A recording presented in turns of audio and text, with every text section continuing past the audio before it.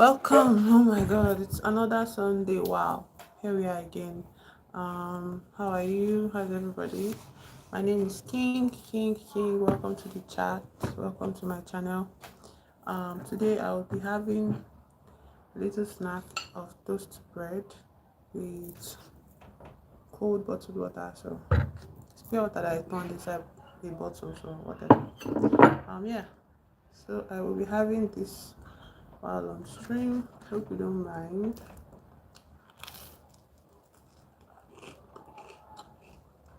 Toasted with butter. So, my name is King. Sorry, my name is King. I'm streaming from Nigeria.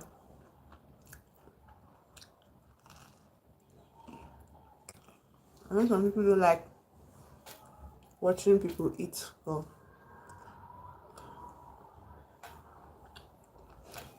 I want to eat today.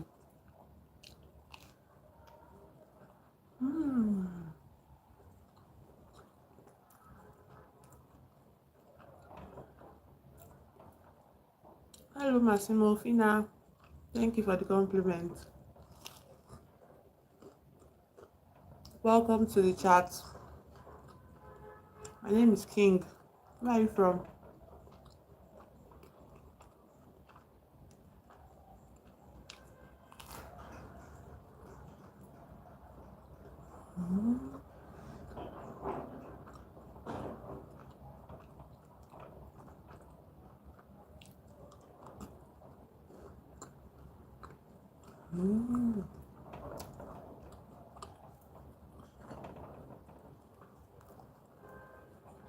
This is how I like my toast to be burnt.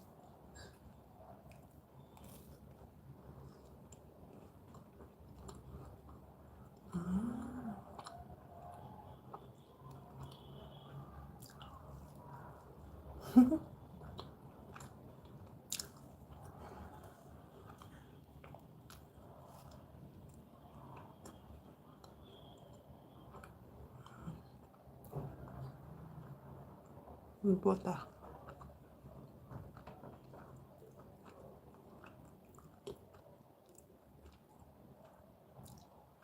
Hello, Shakib.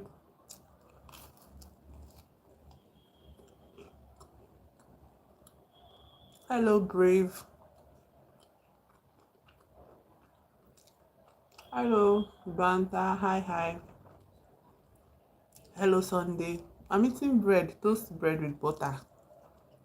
Hello, Carlos. Hello, Gasha from South Africa. Thank you. Welcome to the stream.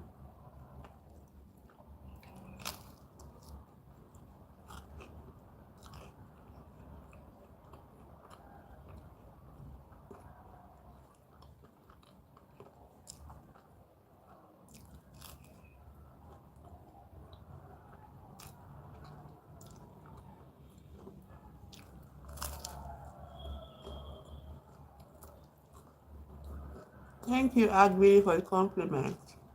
I made it homemade. Mm. Welcome, Shakib from Bangladesh. This is Nigeria. The only thing I bought was bread.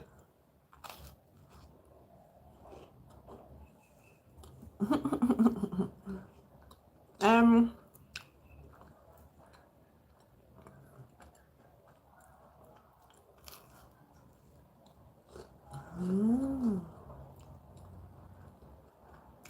which one? Is it this one or this one? My bangle. Thank you.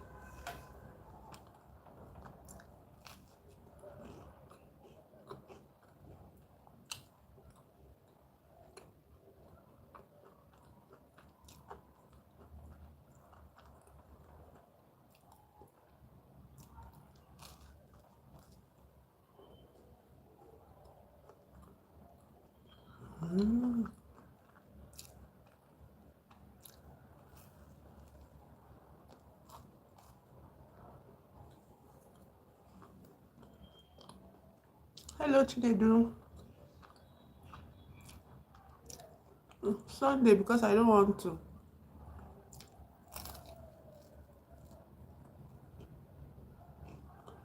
Do you like wearing earrings Sunday?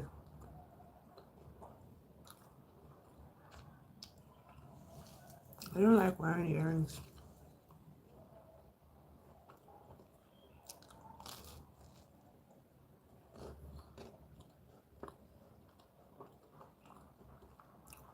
Mm,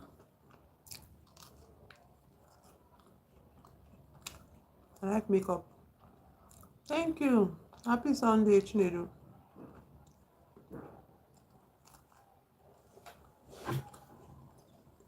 Did anybody go to church here today?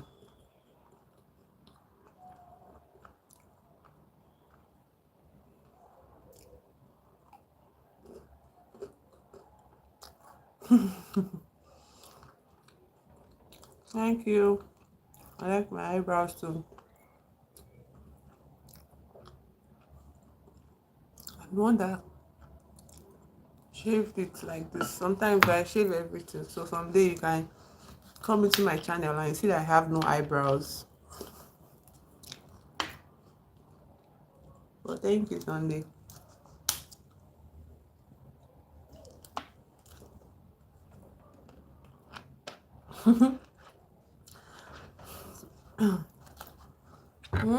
I think I like eyelashes to an extent, yeah.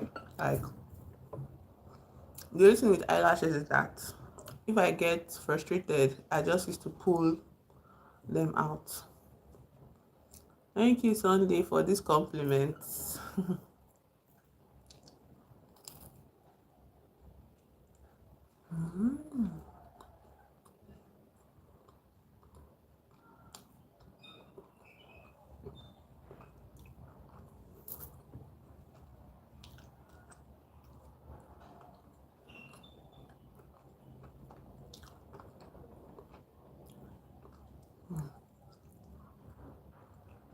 Hello, Dave.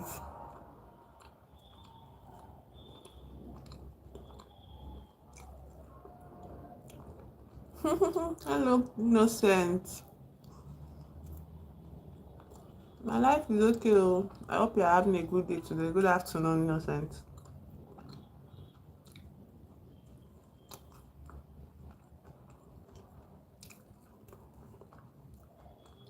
Toast bread. Buttered toast bread. This is butter. It's toasted. Mm.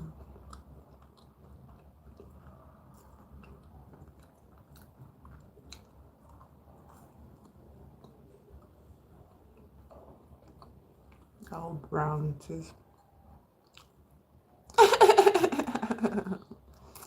I wish you good luck, Illuminati. I wish you luck in being eaten up. Thank you. Neddy Bear, oh my god. Why would you want to be eaten up like bread? Why do you want to be eaten up? Why do people want to be eaten up? Won't that be painful?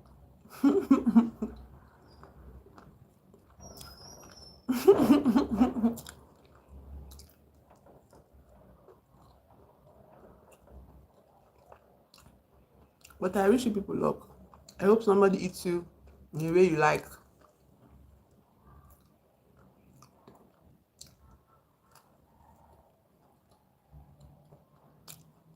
Like toasted bread. Okay, this is Nigeria. So I'm from Nigeria.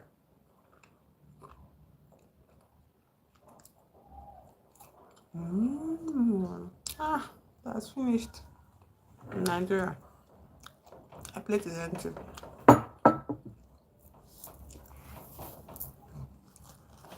Where are you from? Illuminati.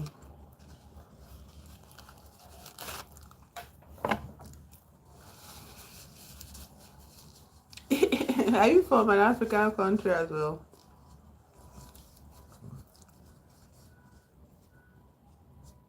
Texas. Oh. Oh, Dallas, Texas. Oh, okay. Welcome from Texas. Yay! I've had somebody from Houston here, but I've not had anybody from Dallas, Texas. Hello, Mia. Hi, hi. Welcome to the chat. How are you today, Mia? I like that name, man. I like Lily as well, but Mia is so cute. My name is King.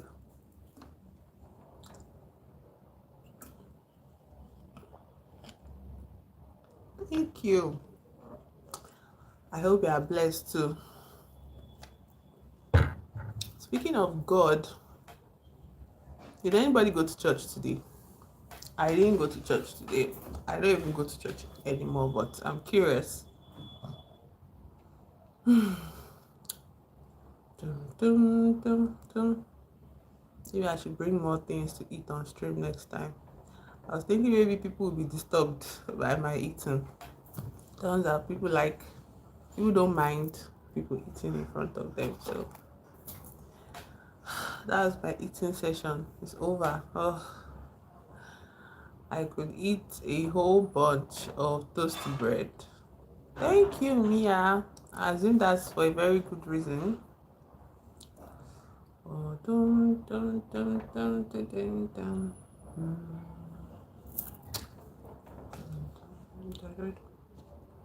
Hello, Earl Copeland. Hi, hi.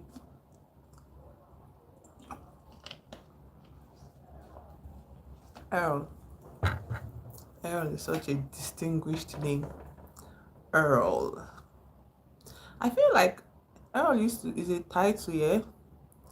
Hello, Daniel. You're early to the chat. Good morning for our own side this afternoon. Good afternoon.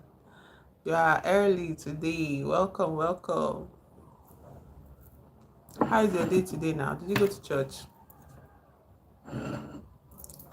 You missed me having toast bread. Yeah, I wish I can give you. Did you read the letters? Work on Sunday. Well, your side is different from our side, Sha. I hope you are not stressed by work. I hope work is not stressing you. Um, did you read the letters that I posted? Okay, that's good. That's good. Good to hear. That I said now that Hassan wrote to on my Instagram. I told you yesterday to go and check my Instagram. Oh, Illuminati, we don't talk about age here. As long as you're not a minor, I'm good. And I'm not a minor as well. That's okay. No wala. We've passed that place in the story now. So this section that I read here, I got to the point where like it got so scary, so fast, and I was like, okay, I'll continue the scary part tomorrow. That's on Monday. I'll finish it on Monday. But I've gotten to a major arc now in the story. But before we get to that point, narrating the story. Hello, Callistus. Speaker. No, the power. I'm not with you though. The other one now you are giving. It will be downstairs You charging. put out for light. Okay, okay, maybe I'll do it now. This other one don't drive. My dad. So the story of Amir and Hassan continues. We know that Amir, what I stopped at was where he went to meet his uncle Rahim, yeah. Hello, Callistus, welcome to the chat. So. I'm narrating from this story and I'm at 3/4 of the book. Well, that is how we speak here, Sha. So obviously, I don't know which of our parents was not a guy man, especially men. Like everybody, like most parents, male, like fathers are like guy man. Peter Polacek, is that correct? Has to ironing friend. I don't understand Polski. I'm sorry. But hello and welcome to the chat. Welcome. My name is King. So what was I saying? So we're reading from this book here. The Kite Runner by Khalid Hosseini. Yes. No. Oh, thank you, Savage. Thank you, thank you. Will do meet as friend having. I think you're asking if I'll be your friend. I feel like if you subscribe, that's automatic friendship, yeah. So welcome, welcome. So. If you've been following my stream the past, let's say 2 days, you'd see that I've been narrating this story, yeah, the Kite Runner, and Daniel, that is also in the chat, has been keeping up with it, so he knows how far things are going. So anyways, where I'm at 3/4 of the book. So the last fourth of the book, I'll complete it tomorrow, yeah, after our mathematics session. But for now, I want to just talk about today I'm going to talk about a horror movie that I watched after I read the story, and then yeah, we'll discuss about the horror movie. But first, let's get through this section for some people that are expecting it here. So where I stopped at was where our narrator, our antagonist at this point, his name is Amir, and he has gone to meet his uncle Rahim. And uncle has revealed some life-changing secrets for him. And he's sad about all of it. Anyways, what happened is that he doesn't leave his uncle Daniel. He actually just takes a walk in the city. He goes to have coffee at a cafe, near him, and then comes back to meet his uncle. And the uncle is like, "You have to do this for me," and then he agrees. So because he agrees now, he feels like he just has to go from there. He doesn't want to go back home to America to talk to his wife about it because he knows she will not approve or she wants to come with him. So he decides to just leave from there. So Rahim arranges passage for him because it's very dangerous, to travel from Pakistan to Afghanistan and to Kabul, the city where he's from. So Rahim organizes a driver for him, a person that actually passes through those roads. And the name of the driver is Farid. So Farid comes to take our main character Amir back to Kabul in Afghanistan. So on the drive back home, Farid is like being snobbish here. He's like, he has this attitude, this unfriendliness about him that, oh, see you people, all you people that are just immigrants, you have enjoyed the good life, now you want to come back to the city, you just want to come and sell your father's property and collect the money, all you fake Afghanistan, yes. And this guy, Amir cannot even argue. He's just like tired of the unfriendliness and doesn't know how to combat, like to change his mind or something. He just feels like, okay, maybe he deserves the judgment here. But something about being in cars is that Amir gets really car sick. You get. So he's trying to tell him that pull over, let me throw up because the car, I'm getting sick of this ride. But Farid is like, just have lemon, Joe. What is wrong with you? All those kind of thing, yeah. But Amir like, okay, for peace to reign, he takes the lemon. It does not help him, but he pretends that it helps him so that the guy will not hate him even more, yeah, or throw him away somewhere.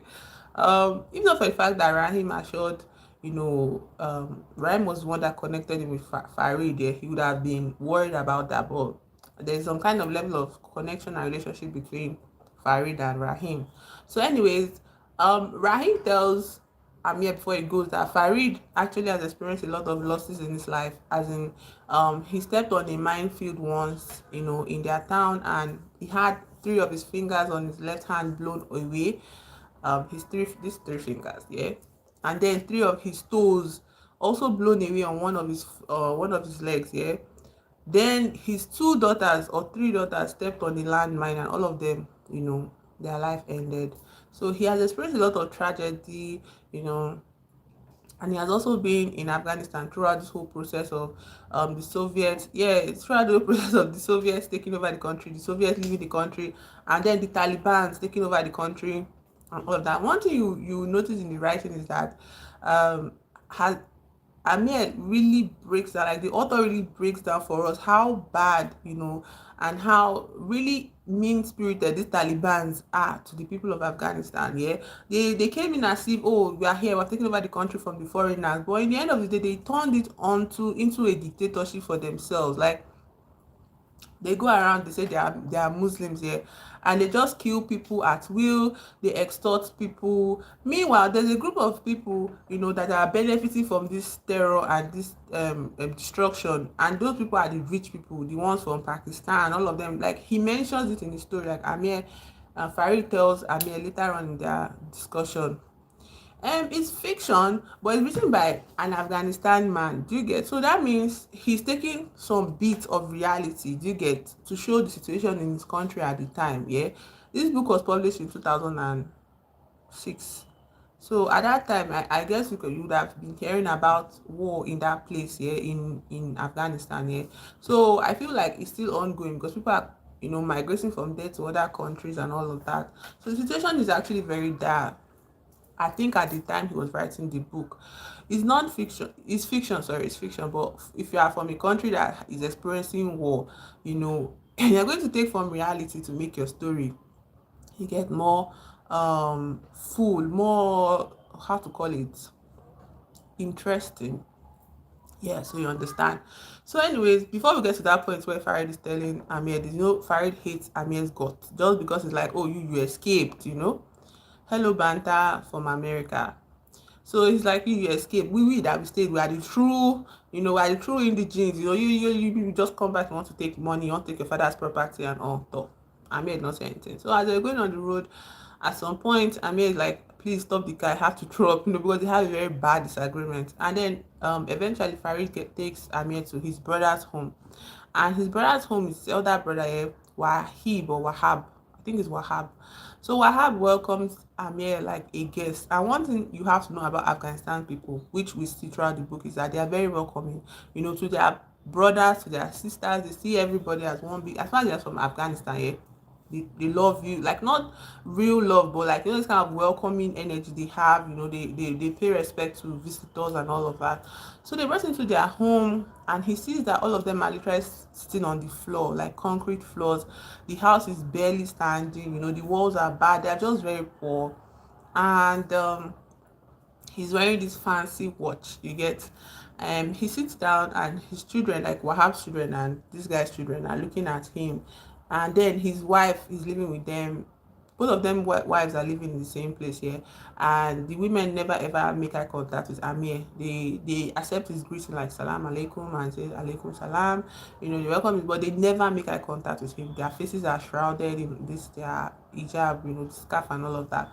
So the whole setting, we get a feel of the place, and we see that they are really suffering, they're in bad conditions, and they're living somewhere far in the mountains. And that place they're living is like away from Kabul, is a bit far from his city. From his city. Why would you slap him? We've not yet met anybody now. They don't know these people. Ahmed doesn't know these people, and they don't know him. They just know him through Rahim, his uncle. So anyways, he comes, he sits, and he's like looking around and he's listening to everybody. Wahab is very friendly, very kind, unlike his code, like the code reception you receive from Farid. So Farid is just there scowling at him, looking at him like, oh, who is this one? What do you want to do? Like, so Wahab starts to be all antagonistic now. He's not even hiding his anger. And then Wahab is like, sorry, Farid is not hiding his irritation at and annoyance at Amir anymore. So Wahab is like, see, in my house, don't behave anyhow. I'm your elder brother. Don't disrespect my guest. It's not your guest, it's my guest. All of that. So they bring out food for him, and Farid and Amir eats, you get. And as they're eating, the children are looking at them, you get. And Amir is like, oh, these boys, I can give them my watch as a gift. So he asks the father permission, and it's like, I don't need, no need. He say, no, no, no, I want to give you the watch. So he gives the children the watch, but the children get bored. Like after a few minutes, they just drop it on the ground, yeah. And he's telling us all of this for us to see the kind of situation the family is in. They eat the food, and then at night Amir has this horrible dream. I said that after that thing happened, to that betrayal event between Hassan and Amir has never slept a full night's sleep since. Like he just has permanent insomnia, all through his life, yeah. And he has not. Particular night was really bad. He had a horrible dream where he now saw Hassan kneeling down in the street, blindfolded, like covered up, a bag over his face. And Hassan is saying to this thing that he said when they were children, say, I'll do it for you 1,000 times. Then this is a story of redemption. Give this guy a little bit of slack. So anyways, he now has this dream. I know when in a dream, yeah, you feel as if America is what's controllable. Please don't come. I want to leave. Yeah. I hope you're able to find somewhere to live if you don't like your country anymore. I hope things work out for you to leave your country, okay? I hope things work out for you actually, King. King up. It's okay. I hope things work out for you. Find an opportunity to leave, King. Um, yeah. So Amir is having this bad dream here. And you know how in the dreams, like you can be watching yourself in the dream. So he's watching himself and he sees that the way Taliban's cover their face and they're under hoods and they're holding these huge guns and all of that. So this Taliban is pointing the gun at Hassan. And Hazard and Amir is watching the whole thing happen. Is like begging that they should not do it. And then the Taliban opens his face, and it is his face he sees as the Taliban shoots Hassan dead, and he wakes up, and he's like he can't sleep. He goes outside the house and he's standing there, and he can't even cry. He's just depressed. Like he can't, that kind of oppressive kind of dream now, and depressed, like sadness basically. Anyways, the next day comes and everybody's awake. Before that happens, they're having a conversation. So Abner finally asks Amir, that, Amir, why are you here? What did you come to do in Kabul? And Amir now says, I came to find somebody. He says, who? A boy. Who is he? He now said, his name is Surab, and he's the son of my half brother. Hello, GC from Australia. I wish you the same blessings.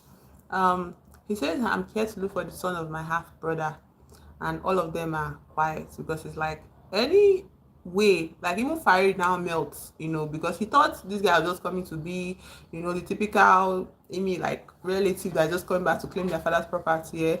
But no, they appreciate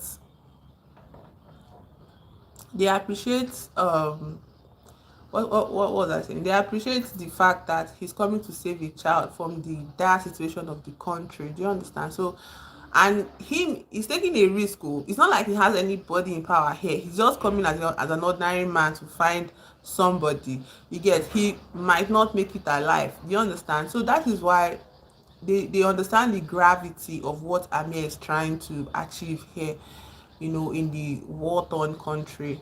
Anyways, the next day comes and Farid is more gentle. He's more respectful and all.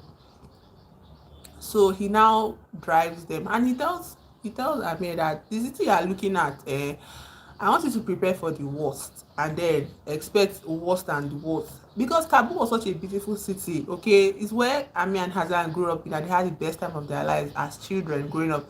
And it was a very wealthy community, vibrant community. He says, but Farid says, no matter how much you can imagine how bad things can get, it's 10 times worse, okay? And Amir is like, yes, okay, I won't be surprised. And then they get to Kabul finally after so many potholes and bad roads. Like there's no even, if you see the description of the road, it's actually bad. Like is why Farid is an expert driver. Is why he's one that people used to hire to drive them, because the road is not traversable at all. Even your car, if you're not an expert, your car will spoil. Anyways, they get to Kabul and Amir is devastated to see what has become of his hometown. He's so, like, nothing prepares him. Like, there are beggars everywhere. It's like everybody in the city has turned into a beggar, and he's looking around. He can't believe it. He's almost in tears. You get. So they come down from the car and they start walking through the streets. What the information they have is that the Rahim put Sorab with a couple that now sent him to an orphanage. So that orphanage is what they are looking for now. Anyways, they are walking through the streets, yeah, and then the Taliban start patrolling through the streets, and they're all in these like trucks and all of that, and everybody stops what they are doing and they wait for these vehicles to pass them. But Amir is not used to the environment, so he looks up at them passing, and he even makes eye contact with one of them, through their coverings and all of that.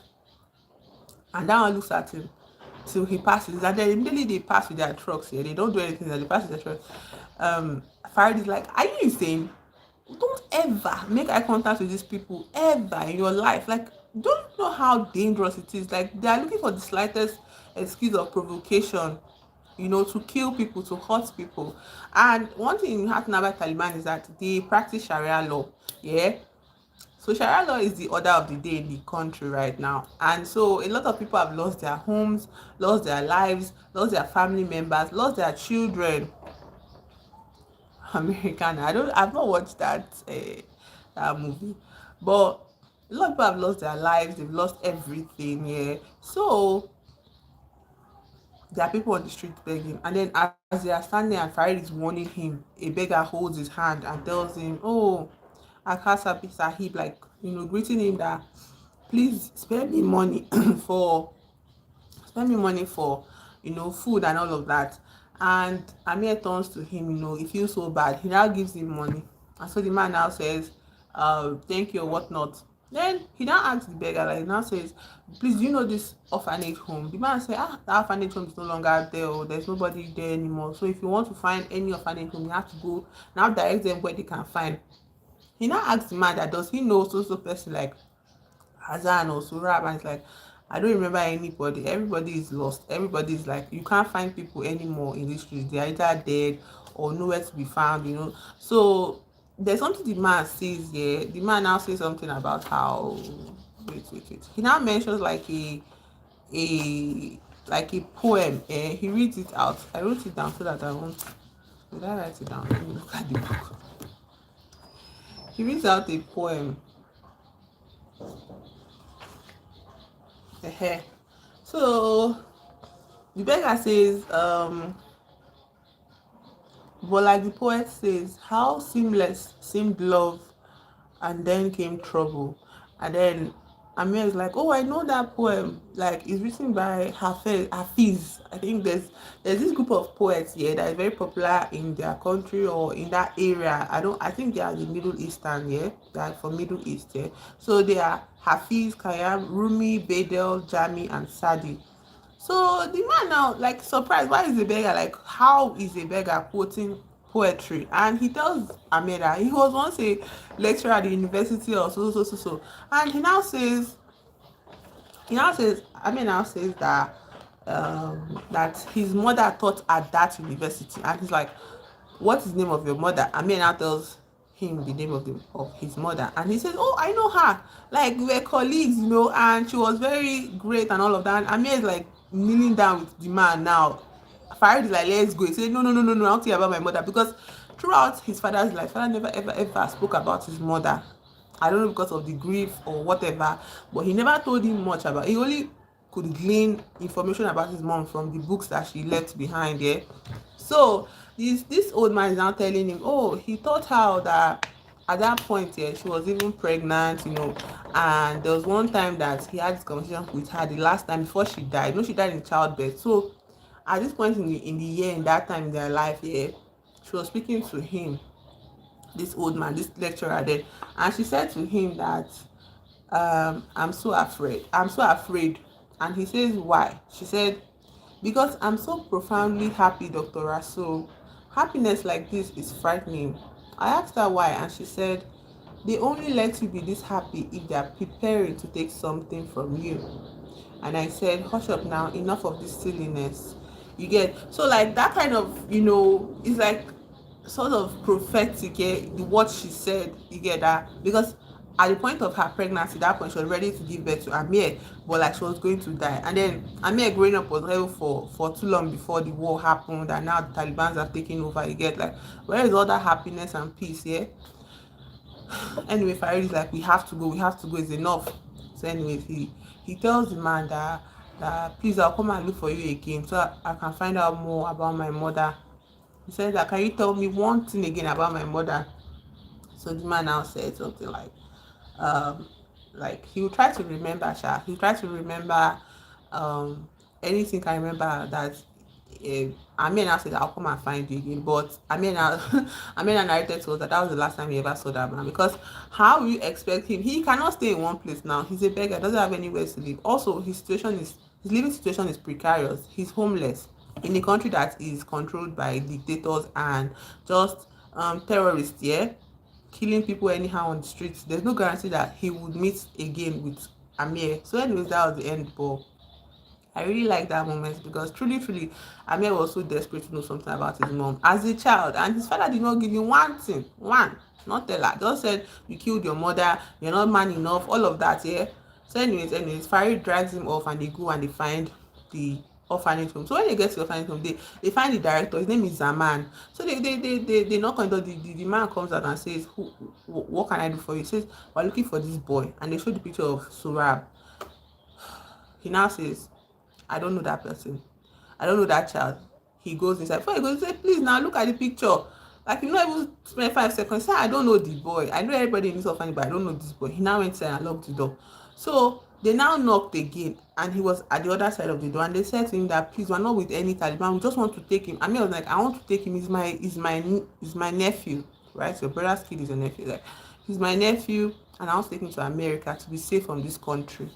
So because of that, the Zaman was convinced that it was not like all this secret spy. Like I said, everybody was spying on everybody. Nobody is safe from this divisive system of rule that they are experiencing in the country. So somebody can just come say something to you. If you say one, like somebody can someone say a keyword for you. If you say one thing wrongly, now they'll report it to the Taliban that you are a spy or you are breaking Sharia law or something like that. So anyways, they enter into the orphanage home. He offers them a seat. They see around that children are all over the place, all over the home, but the man is just obviously poor. You understand? The man is poor. He doesn't have money, but he's just taking care of people because that's the only thing he feels he can do for his country, and he cannot bear to see these children die on the street here. And he says that a lot of women, instead of them to suffer in poverty and fear from these people, they'll just, when they give birth, they'll just come and dump the child at the orphanage for him, or they'll just give it out. Sometimes they can't feed the children, so they just come and give the man. I mean, like, not like I have any money to feed them, but I feel like there's a chance for me to help them out. But if you listen to him, if you read what he's saying, it sounds very hopeless. You get. So we now get to the main crux here. Baba, what about Surab? He now says Surab stays here. Like, okay, where is he?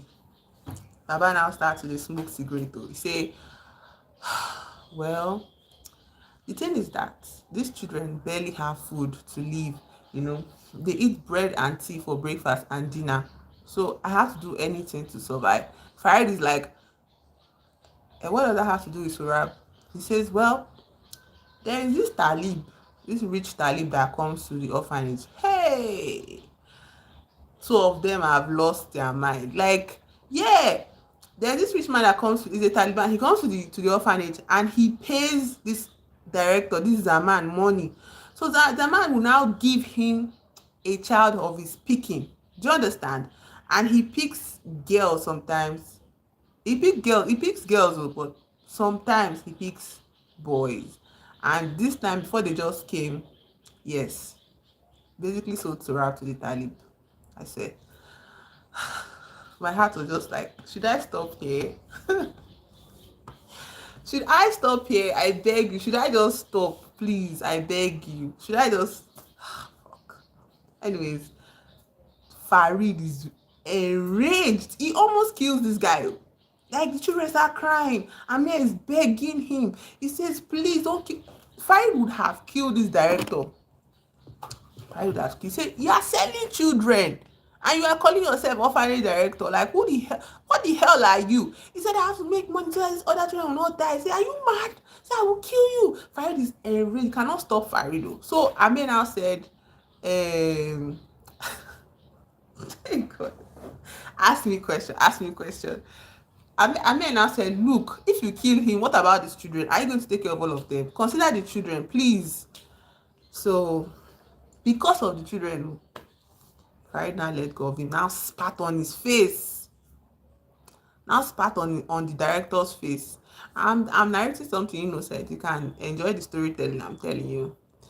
So Zaman now stood up, was choking, like cleaning his face. That they say, where is he? How do we get in touch with this Talib? Who is he?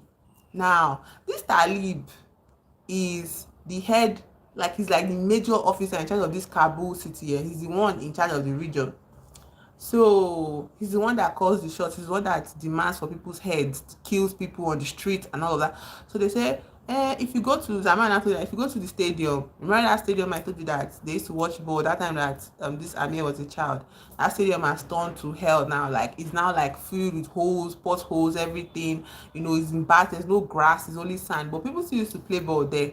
And now, according to Taliban rule, boys should not show their legs, their thighs. You can't wear normal short jerseys. You have to cover your leg up to your ankle. It's immoral. You get. So, but people still used to go there to watch the match, abi. So people went there to watch, and you're like, why are people going to watch this match? Anyways, these two people go. They leave the orphanage.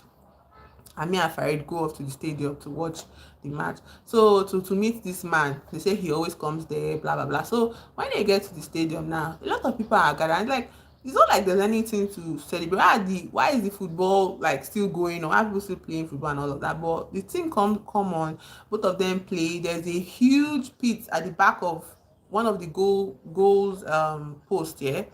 Two huge pits.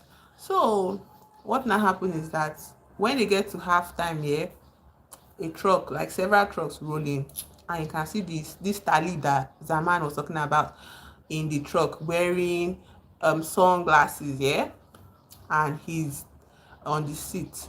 Then when the truck stop, everybody's quiet. You must not make noise when people are here. You must not be loud. And even in the watching match, there are Taliban soldiers walking around, and if you scream too loud or cheer too loud, they will beat you. That you should not make noise. It's not according to the Islam. It's not according to the Quran and all of that. It's not according to what Allah wants for you.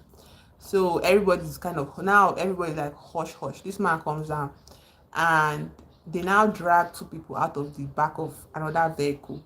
It is a man and it's a woman, and their heads are both covered, bagged. So when they bring them to the center of the field now, they open them.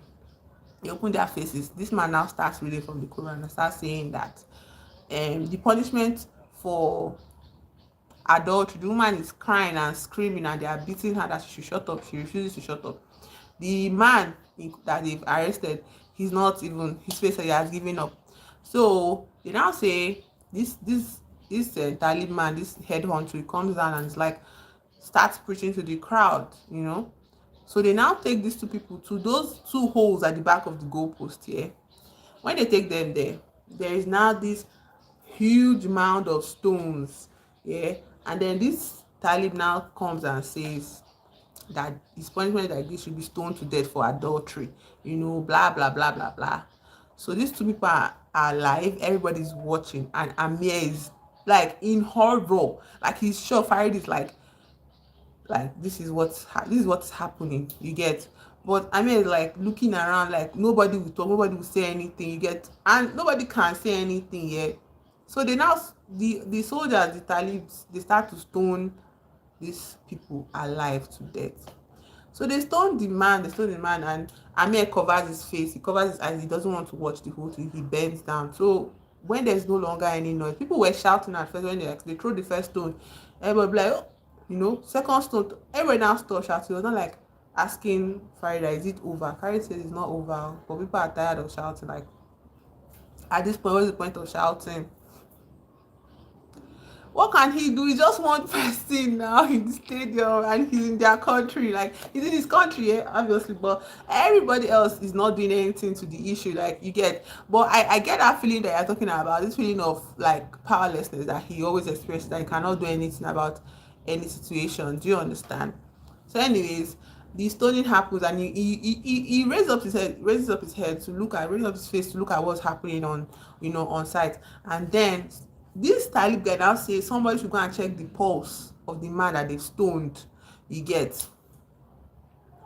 And somebody checked the pulse and said that his pulse is still going. So they continue stoning him until they can ascertain through his pulse now that he's dead.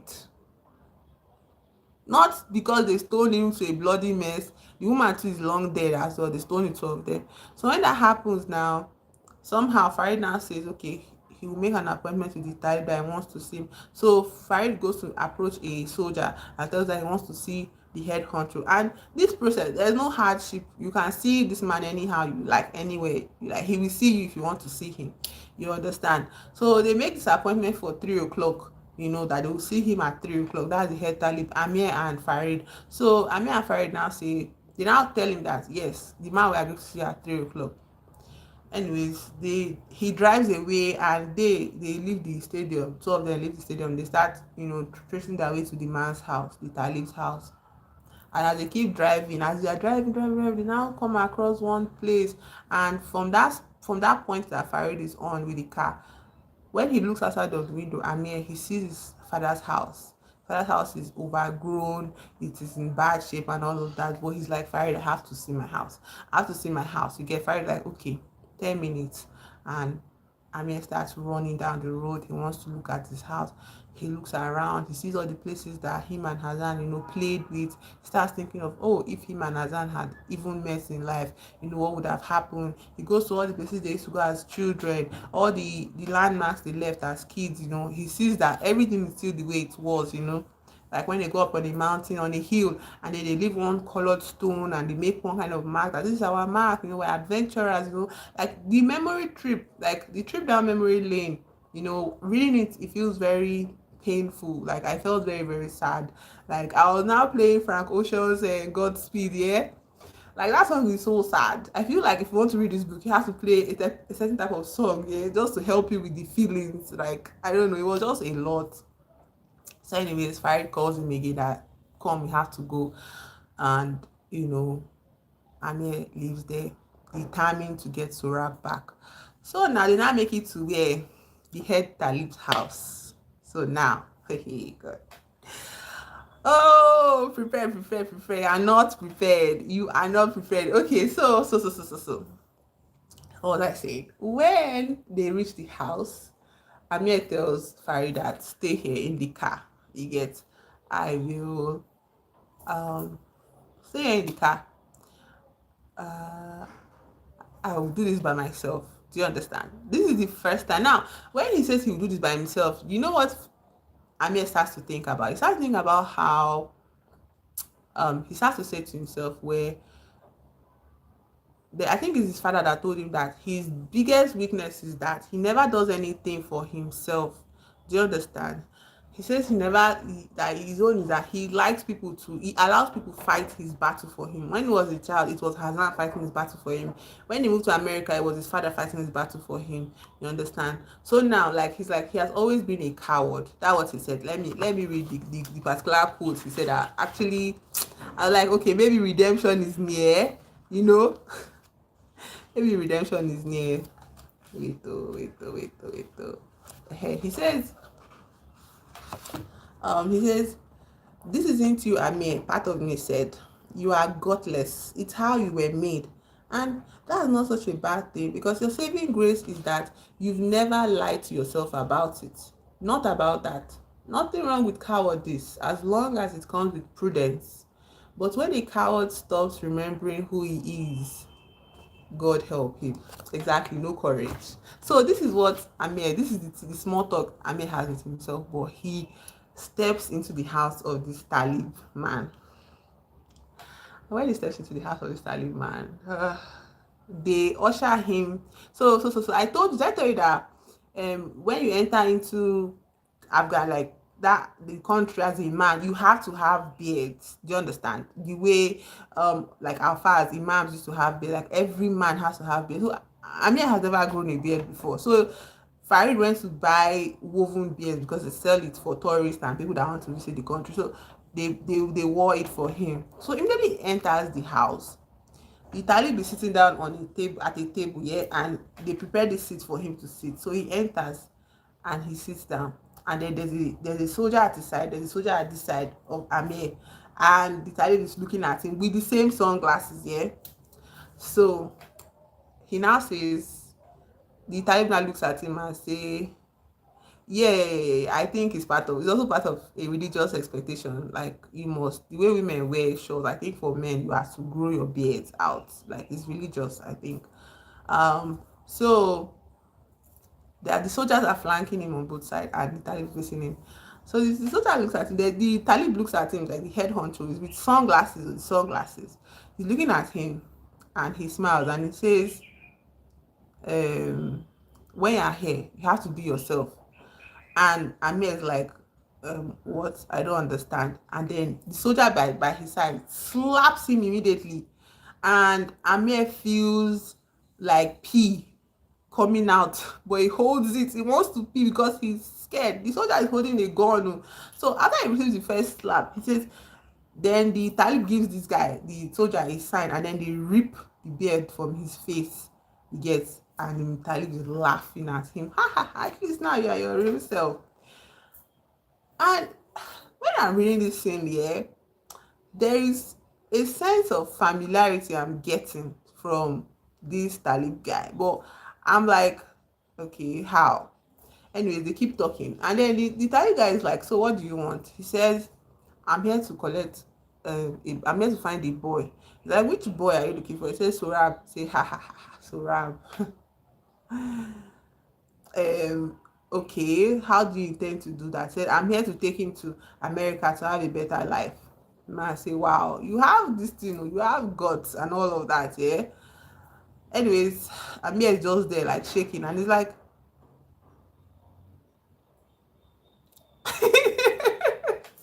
just relax, relax, relax, relax, relax. So they now said let me even look at it. So I want to be very accurate here, because there's something he says about the guy.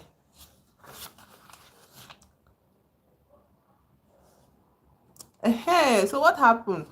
They now said he says he wants to see Sorab, yeah. So they now call Sorab out. And Sorab, when they call him out, they bring him out. He's dressed in, he's putting on a dancer's outfit. And his face is painted white. And he's putting on like eyeliner. So he's dressed like a dancer, like a female dancer, yeah. And what happened? What happened? He's dressed like a female dancer, yeah. He comes out, and then somebody presses the radio for him to dance, and then you see Surab starts to dance like all these traditional dancers, like all these Middle Eastern dancers, and Amir is watching him, and like there's so much sadness in him as he's watching this child dance. So when he finishes dances, everybody's like, bravo. When I say everybody, Talib, the soldiers, they're like, bravo, bravo, bravo. So he drags, the Talib now pulls Sorab close to him and puts his face on the boy's shoulder, looking at Amir like this, like he's sitting down here facing Amir here, and he's like this, it's like this. So, anyways, Amir is looking at him. He's still wearing those shades, so and Sorab is not making eye contact with Amir, but Amir still says, I want to take him and I want to live with him. So Surab looks at him like there's hope in his eyes, but he cannot really be that, happy or something. So he just stays chill, yeah. He does not do anything, he's just looking. And I said, and the Talib is looking at him like, ha ha ha. You know what I used to say, that I never forget a face. And there's this growing horror inside Amir, growing horror inside Amir. There's this growing horror inside Amir. And then the Talib now takes off his glasses. And guess who this Talib is, Daniel? Guess who this Talib is? Guess who the Talib is? You will never guess. The Talib is that head bully, the chief bully that bullied Hassan. That did that thing to Hassan. I think there was a head of the bullies, like the one that was making all his friends do that thing to Hassan. That's the guy. That's the guy.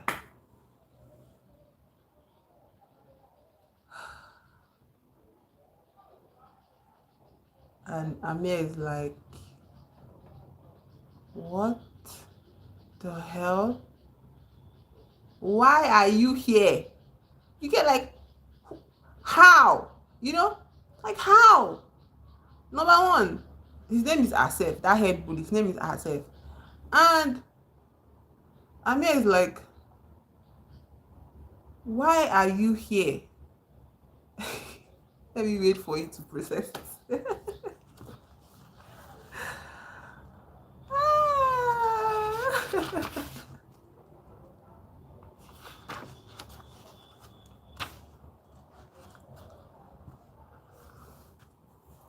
Let me wait for you to process it. Wait for you to process it. Amir is like, Asef, that's his name. That's the name of the bully. The head bully that did that to Hassan all those years ago. That instigated it. He's the one now that has come to kidnap, that's terrorizing the whole city. And he's the one that what kidnapped um Surab, bought Surab from the orphanage. And he's, yes, the same guy. The same guy. The same guy. Same guy.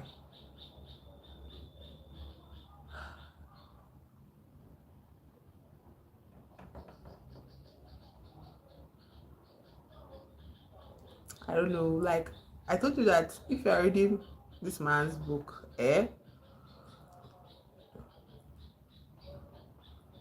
yes, yes, that's it. That's it. That's what happened, bro. That's what happened.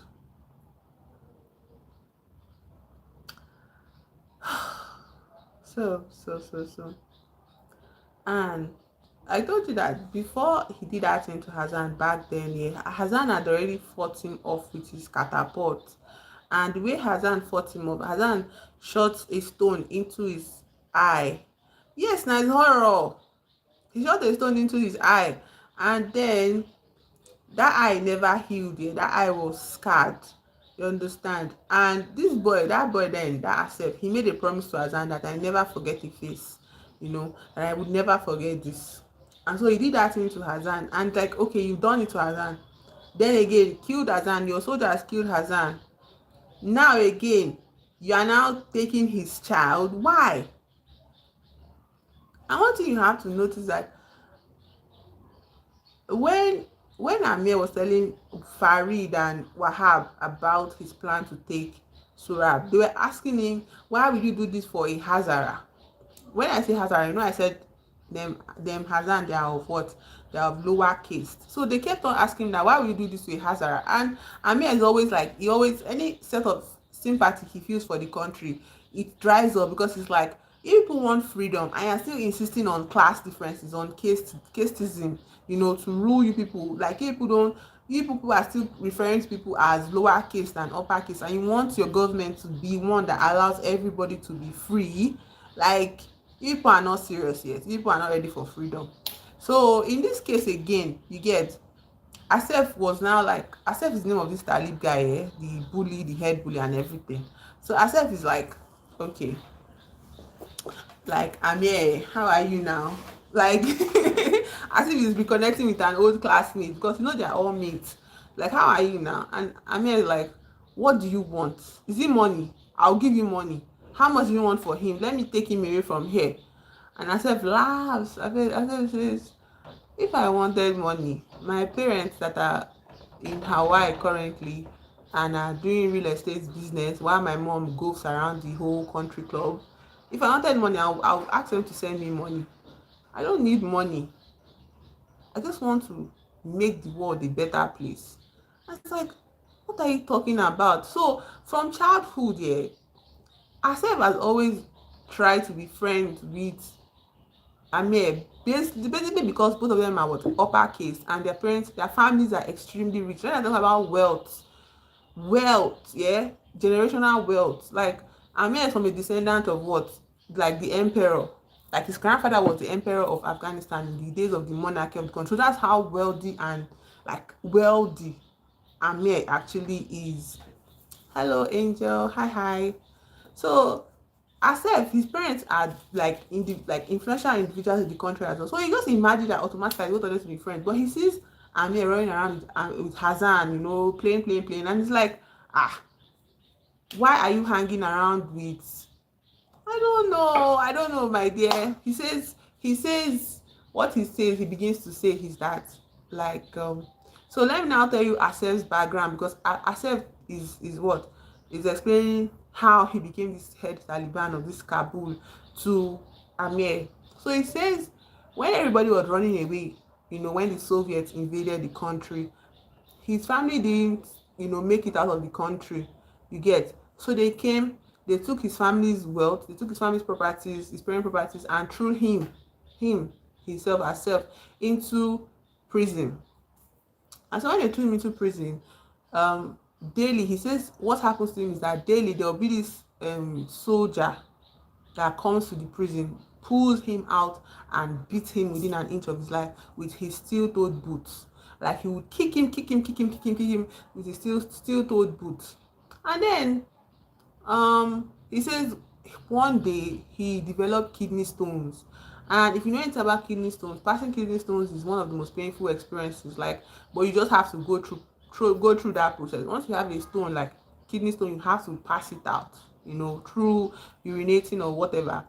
And he's there, like he's in pain. Yeah, he cannot, his kidney stone is hurting him, he cannot get medical attention. And this soldier comes in and takes him again for his regular beating. And this soldier beats him so bad that he passes the kidney stone.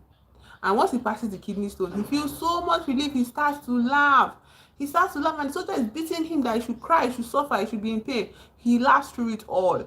And the soldier is frustrated and throws him into the jail. So he's now saying to Amir that he felt that was a sign from God for him to make his country right, for him to build the country back again from the nonsense that the Soviets has caused to their country. Do you get? So that is why he joined the Taliban. And what he says that, do you know how much joy it is to go into the homes of people and just spray bullets around, that when you're walking on the streets everybody's scared of you? Do you know how wonderful it is to, like, that guy is a psychopath guy, and he's hiding under the cover of religion, that he's doing it for God, he's doing it because of God. That guy is. And the thing about religion is that it gives this type of people, once they can game the system, it gives them this unlimited power, to do anyhow, to express their psychopathic tendencies freely without any sort of, punishment or consequences. Anyways, so it comes back to the present, and I told Amir all this, and Amir is like in absolute, like, shock, anger, everything just went to his body, and just looking at Sorab. Yes, Sorab is just there standing, like, shaking. So Amir is like, I still want to take this boy though. He said, why do you want to waste your energy on the hazard? I don't understand. He said, I want to take it. Oh, so Kelly Tao, you came back to the chat. Welcome. Guy, I don't think crazy is a word enough to describe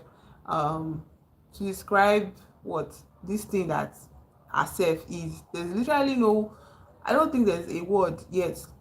If you read the way his mind goes, yeah. So anyways, Asef now does this thing. So now this is where I stopped, because my heart was just like pumping so fast and my chest was beating. I was in pain, I was sad, I don't know what to do. I was like, I can't finish this book right now, too much information. Yeah. So Asef now says, you want to take it. I'm telling a story, I'm not gossiping. This book I read, talking about it, The Kite Runner. I don't know if you've read it. So I'm at the 3/4 point of the story. If you want to see my other narrations, two lives ago I came online to do so. So I need 3/4. Tomorrow I'll complete it. So where was I? I was where Amir was still, because now Amir knows he's not a random stranger now. He's like, guy, we are literally mates. Like it's like you are sick or something. And both of them are of the same class level, whatever. I said, this is not your America. Oh, this is not your America. Here, you are going to have to. Nobody's going to come and save you. You have to prove. And you know one thing Asef was insisting on. Amir was like, Amir, you are a traitor. You betrayed your country. You should have stayed to make it okay. Instead, you ran away to that horde, because they used to call America a whore as a country. So they say you ran away to that whore. Now you are back here. You cannot just come and do things the way people do it there. So you want to take Sorab. This is what you will do to take Sorab. You have to take him from me. So, what does that mean? What do you think that means? He's like, you have to take Sorab from me. So the Taliban soldiers are still in the room here, listening to everything. He now says, the Asef now tells all of them that they should get out of the room. That so he's not running away. So ran away. His father saved his life, whatever. So, what happened? Asef now said, today you will not be able to run away from me. Today you will face me, and if you beat me, if you can kill me, then you can take Surab. That's how I will let you take Surab. You must try to beat me or kill me. Only one of us will leave this room alive. That's what he said. And so the soldiers around it, they're like, no, no, no. They say, get out of here. I'll kill all of you. Get out. That they should stay outside there, and they must not let anybody out until one of them is dead. And so they want to take Sorab away now so that two of them can fight. He said, no, no, no, no, no. Sorab should stay and watch them fight to death. That is good for boys to see this.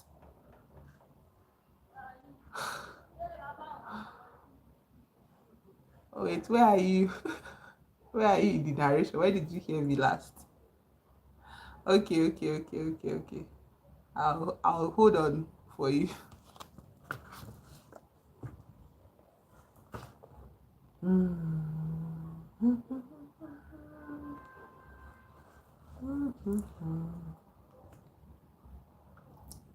Let me hydrate myself first.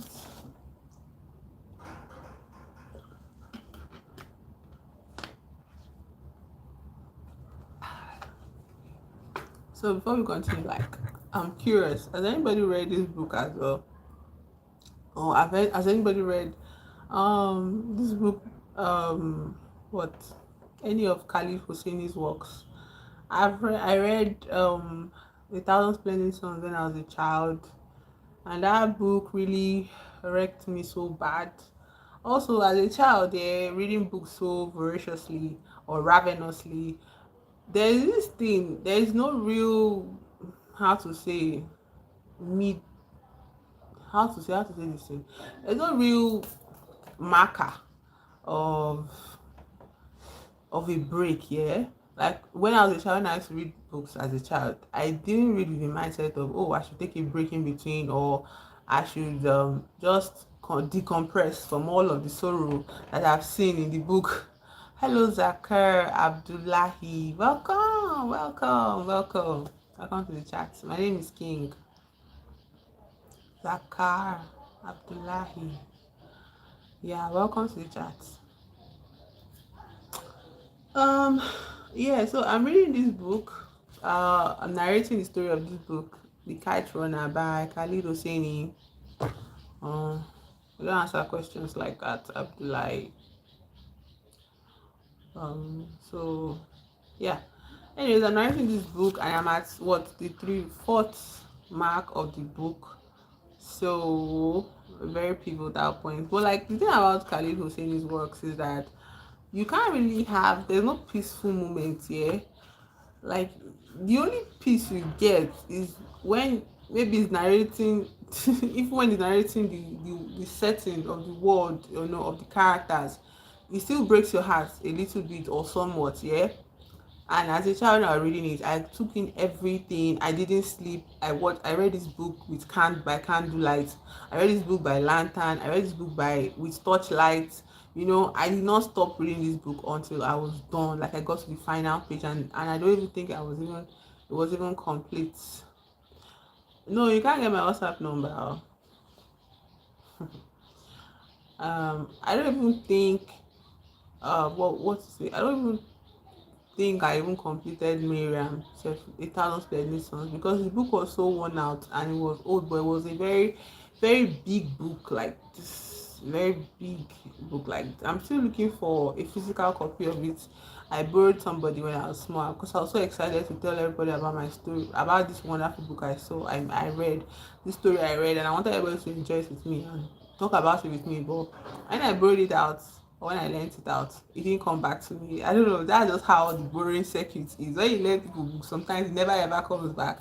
And I didn't see it. I didn't get to see the title page of the book because the book is torn. Yeah, all of those parts are torn out of the book. So um,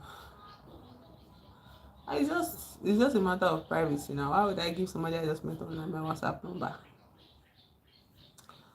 Yeah. So anyways, um maybe that's a compliment, but thank you. So anyways, it was a trip, growing up, trying to find this book called Miriam, yeah, trying to find it, like, oh, where is Miriam? Where is Miriam? Oh, Miriam, but I couldn't find it. There's no such book, like, or by this particular book I was looking for, it wasn't it. And then I now saw this book called 1,000 Splendid Suns, and I was like, I like the name of the author, maybe I should check out what it is. And when I checked it out, come find that Italian Ferguson is the Miriam book, yeah, by Khalid Hosseini. And I was like so stunned because I've seen the title so many times in the past, so many times, and I used to just be like, I never ever thought to check out the book, yeah, because I was just convinced that the title of the book was Miriam, and if I held on to the name Miriam, I'll be able to find my book. No, the title is 1,000 Splendid Souls. So I'm looking for the physical copy of that book. I don't know if my bookshop plug would have it. I really hope one day if I go there I might see something again by this author, this man. I don't know if he has written another one, but the one spoken about in his book is 1,000 Splendid Sons, yeah. Oh, I think he wrote something else, The God of Small Things. The God of Small Things. I think I will read it. I'll find it online. But I hope to find another physical copy of his book. Not Kite Runner anymore, but just Kite Run, like a book by Khalid Hosseini. He's a very, very wonderful author. In fact, wonderful is an understatement. Like, when you think about the essence of writing, it's on my list now. I've been holding on to Toni Morris, like she has been the only one in my heart. Now my heart makes space for Khalid Hosseini. I don't know any other authors. Like, when people want to ask me things about myself, instead of asking me questions like what's your favorite color, blah blah blah, I'd rather you ask me who are my favorite authors, because I want to just talk about them. Yeah, I just want any excuse to speak about my favorite authors. Yeah. So yeah, I've added him to my heart space. This is my heart space for favorite authors.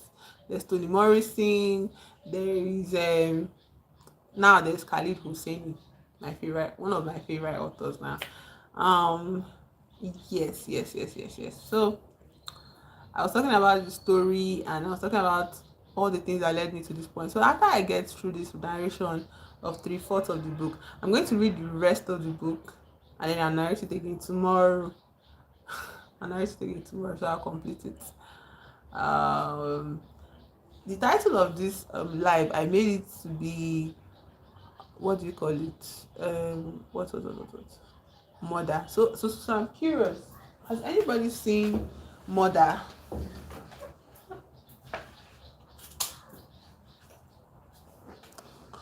Has anybody seen Mother by Darren Aronofsky? Darren Aronofsky. Darren Aronofsky.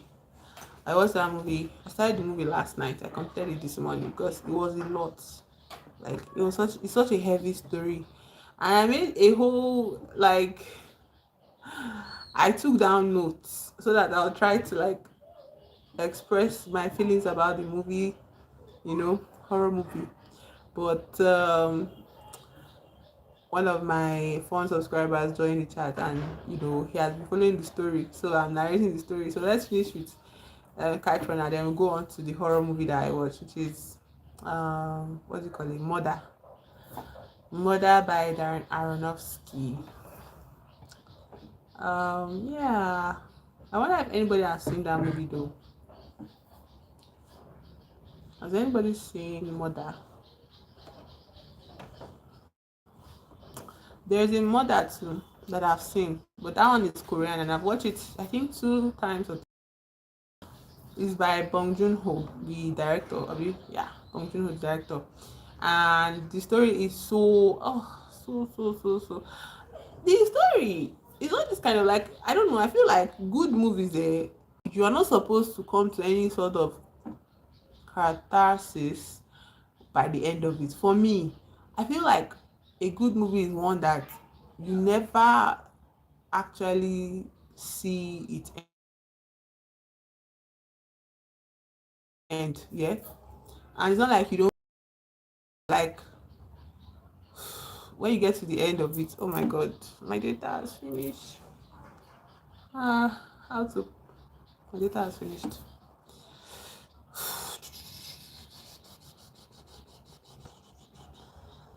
I don't know how long my data is going to last me for this remaining of this live. And I don't know my subscriber that actually wants to get to the end of the story now is not here. Maybe I should just finish the story so that he would, I don't know, catch up, in the replay or something. Oh my god, oh my god, oh my god, my data is finished. Why? How? What did I use it for? My data is finished. Oh my god, my data is finished. My data is finished.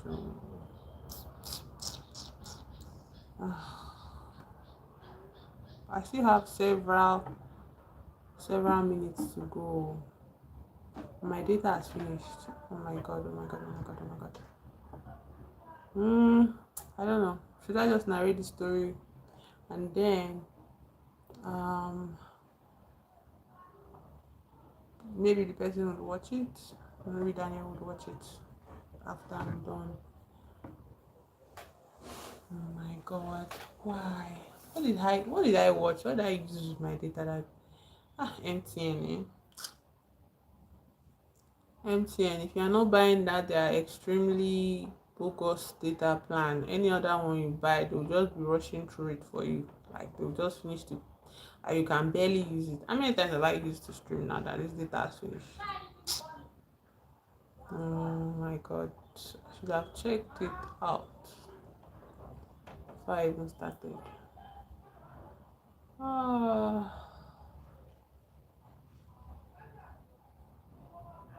anyways, Mother is a very interesting horror movie. It's saying a lot. I feel like it touches on so many interconnected aspects of society and pertaining to women especially. I'm very interested in women. you know I'm very interested in life, living in this world as a woman, and I'm interested in questioning everything that concerns womanhood. Or And again, I don't think femininity is just something that comes with being a woman.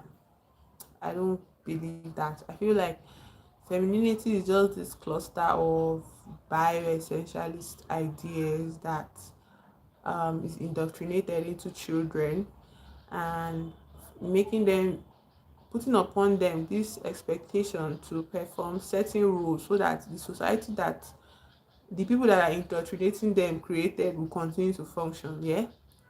So that when those ones that indoctrinate the children are long gone, these children will keep on, you know, um, maintaining the system instead of thinking up new ways that would be more suited to their humanity. They are being they are forced to become harbingers of an obsolete, obsolete system, obsolete worldview. They are forced to become harbingers. Like nobody is safe from um this defunct architecture that we exist in, that we call society. Nobody is safe. Everybody is being pumped of their lifeblood to maintain a dying system. Good morning, Tyros. Oh my god, thank you for joining the chat. At this point you're joining the chat, I just want to tell you that my network might soon shut off because my internet is almost out. So I don't know. I'm so sorry. I don't have any real way to keep up with my internet whatever expenses. But thank you for showing up anyways. Thank you for showing up. Just a heads up here, anybody that's going to watch it in the replay, my internet cuts off at this point or any point going forward, that because my data has finished. Okay, no wahala na Daniel, we'll finish tomorrow. We've even gotten to the main point of it where they fight, they accept say two of them should fight, yeah. So I'll continue the reading tomorrow, so we'll start from there tomorrow. Thank you for keeping me company all this while. Like, thank you for enjoying my storytelling. Even though I don't think I could tell a good story like this. Okay, thank you for understanding, Tyrus. No. I will not start without you. The thing is, that's the end of this place. This reading section, that's where it ends. Where Asef declares war. He says they must fight each other. Yeah, so that if anybody that survives will be able to take Sorab. If Amir does not survive, Asef will take Sorab. If Asef dies, the Taliban must allow him to take Sorab home. That's the rule. That's where they are now. Like a fight to the death. That's where they are. So we'll continue from there tomorrow. It's all worked out. It's all worked out. It's all worked out. Anyways, yeah, at work. So enjoy your day. Enjoy the rest of your day, I hope. Tyrus, how are you today? Are you working as well today? Are you working as well? Me, my own data also finished. So anywhere my data reached, like anywhere my internet cuts off, just know that I didn't stop it. Oh, it was my network that went off. So hopefully I'll be able to get data probably tomorrow or somehow. I don't know. Anywhere the money comes from, to shall come. You're working. Oh, so you're on break right now, yeah? I hope you're not stressed though. I hope you're not stressed at work today. So I was talking about this movie I was watching, yeah. I'm talking about a movie, Mother. And Mother, I was saying something about how we are born into institutions. We're not born into a world. We are born into institutions, yeah. And this institution, yes, I am today. We're only working 8 hours today. So from 6 to when? Is it 5 o'clock in the evening or what time? We are born into institutions and we are taught everything about these institutions, and then we are, when those people that teach us 2:30, good for you. Please finish on time, I beg. So we are taught to be to maintain the institutions we find ourselves in. Nobody tells us why we have to maintain the roles that we play, or why we have to maintain, the things that we are taught or indoctrinated into. Nobody tells us why. We just have to maintain it because, like, there's this idea that it is natural, which is just a fundamentally conservative view, But then that is why I feel like that is why media matters, art matters, because art is something so spontaneous, and also art can be informed by the society we live in, and art can be made to critique and ask these questions that we might subconsciously have, but we cannot consciously express because there is no there's no bridge between those two parts. We are taught to be separate to be disconnected from our true selves, to put on roles, to put ourselves into boxes, to maintain the systems we find ourselves in. Yeah, it's kind of like how to say it. I think I learned a little bit about the history of medicine that we practice today, that people go to school to learn. Before, medicine was something that people just started doing, from wherever they were, you get. And then someone that had more information accepted people to come and learn with them, and it was not good. It was very rudimentary, it was primitive, it was harsh, it was he encountered a lot of losses, you get, before it became this institution that you go to and you learn and you study and you train, and we are reaping a lot of benefits from that system of learning medicine. But at the end of the day, medicine is still very, very limited. Okay, there are so many things that medicine has not begun to I cannot even begin to uncover because of how limited the institution it is wrapped in. existing. So I'm not anti-intellectual, and um I'm not anti-intellectual, okay?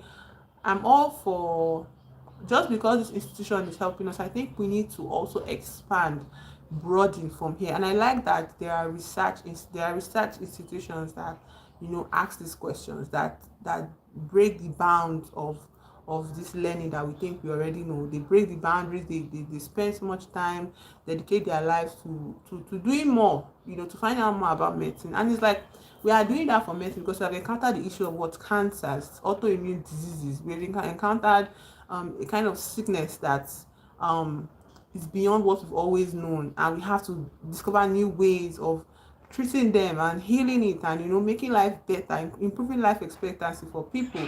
Not everybody that has cancer dies, unlike maybe before people started doing cancer research, you get. But when research started up on cancer, people started having hope. People could try new drugs, new treatments, and they could extend their lives, they could live longer, they could live healthier, happier lives. Yeah. And it's like there are other institutions that we exist in that nobody is now questioning, even if it is creating results that are very cancerous, in its presentation.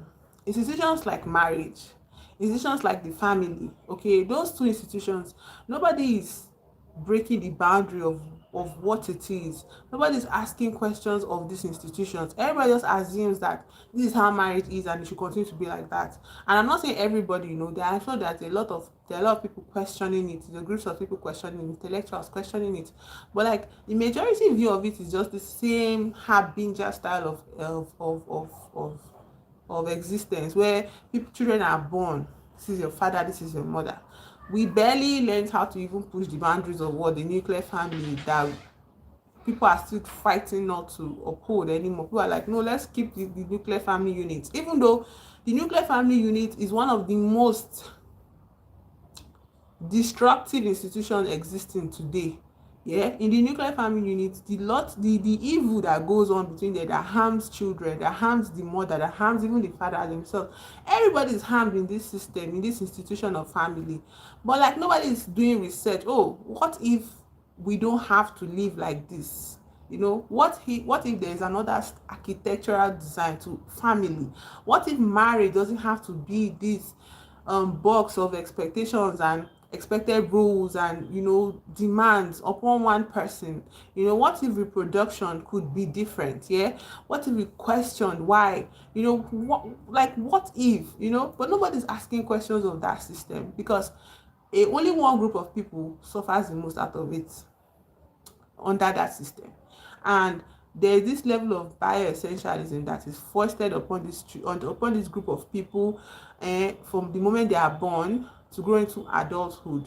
This indoctrination is forced into them, children actually, but especially this particular gender. It's forced into women, into girls, and then they are taught not to question their roles, even if it is not their role. It is just a role that is foisted upon them, that, oh, as a girl, you grow up to be a mother, you grow up to be a wife. That is your role in life. You grow up to be whatever, like the mother of a system, of the family. Like there is no because one group of people is suffering it, and then the other group is benefiting largely from this women's roles. You get, people feel that we should not question it. People feel we should not question it. And I feel like that is the thing that I took away from watching Mother. Mother is a story about this woman that thank you, Darren, for encouraging words, calling me professor. Thank you. Yeah, so the thing right now is like, thank you so much, Cyrus, for your kind words. So the thing I'm when I like watching Mother, yeah, even the Korean Mother and the Korean movie Mother and the American movie Mother, both of them are obviously focused on this aspect, this title in this institution called family and marriage. In Mother, the Korean version, it is family. And in Mother, the American one, it is, they are not remakes of each other, they are separate movies, yeah, but they have the title Mother. So but the American one by Darren Aronofsky is based on mother as a wife, and mother as woman as a wife, and woman as a mother. And mother is about this woman, we come into their world where this woman, has a husband, and she's his wife, yeah. And they're living in this house. This house looks like it's undergoing reconstruction. Yeah, I see somebody is like, not renovation, sorry. This house is undergoing renovation, and she's the one doing all of the work. He is a writer, and we don't know the names of these people. We just see man, and from the subtitle already we see her referred to as mother, even though she doesn't have a child yet. So these two people are in the house, and there's this level of expectation of a husband. You see, I cannot have any expectation of any husband, because those expectations will be informed by the expectations I was raised to expect of a husband. So it is not my genuine expectations. Okay, it is somebody else's idea of what I should expect from a husband that is implanted in my head. So I have to go through a whole overhaul. Like, I'm not doing any renovations here. I have to break the whole structure down, work with a whole new set of tools, hire new like workers, you know, just set up a whole new blueprint for my ideas. And marriage itself as an institution, do I want to be in an institution, or do I just want to live my life, like I just want to live my life, yeah. I don't want to be in an institution. Another thing again, also expectations. It's not natural. Like, it's not, I don't use the word natural. It's not it's not organic. It's placed there. You get, even the title good man. Is there any such thing as a good person? What do you consider a good person before you think about good man? Who is a good person? What are your ideas as I don't know, you're a man, yeah? What How would you classify a good man now, eh? Not thinking about yourself now. If you want to define a good man as yourself, like, no, you want to define a good person, yeah, how would you define them? Like, you want to talk about, you think, oh, this person is a good person, why? Or you look at this person and be like, oh, you're a good person?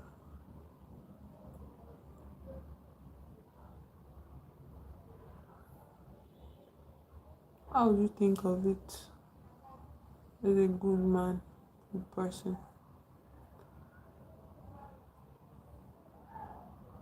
A good man is a person that what? How?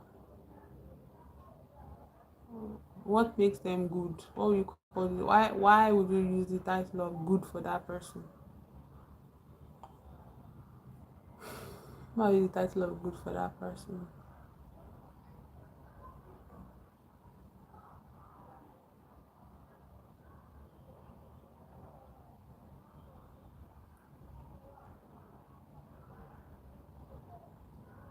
You use the title of good for that person.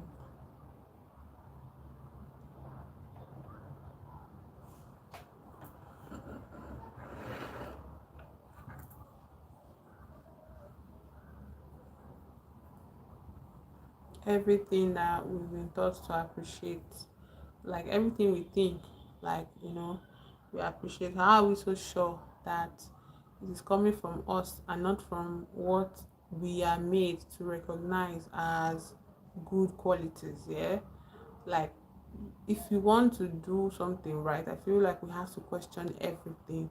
And I don't mean question it in an anti-intellectual vein, because I know there's this brand of popular messaging in the media now, or podcast and all of them. They say things like, I'm just asking questions. You're not asking questions, you're spreading seeds of hate and bigotry and racism. No, I don't. And just plain idiocy. No, a good man is someone who keeps God first and takes care of his family and gives them better than he had. what wants them to be better than it is. Hmm.